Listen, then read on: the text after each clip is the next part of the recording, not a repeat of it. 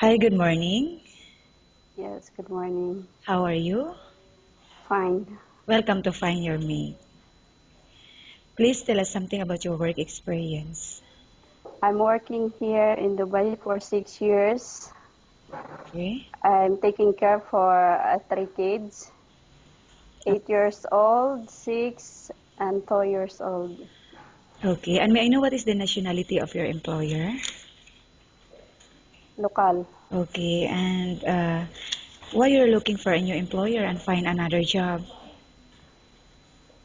I want a higher salary. Okay, and will you accept a salary of 1,000 to 1,500 dirhams?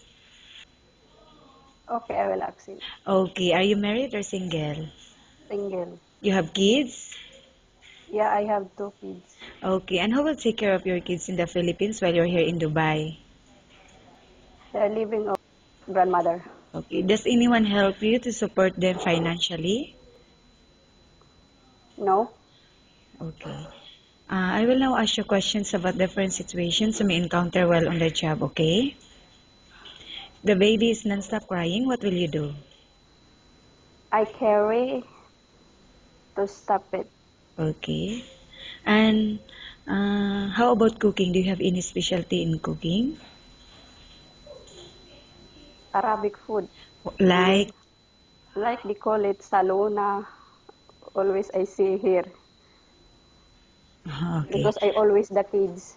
okay. But are you willing to learn?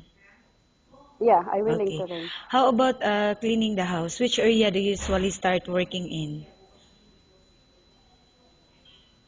In their room And then? and outside. Uh, If the baby wake up, I'll take the baby. okay. Why do you think you should be hired? I know all around how I work. Okay. Thank you. Nice talking with you and have a good day.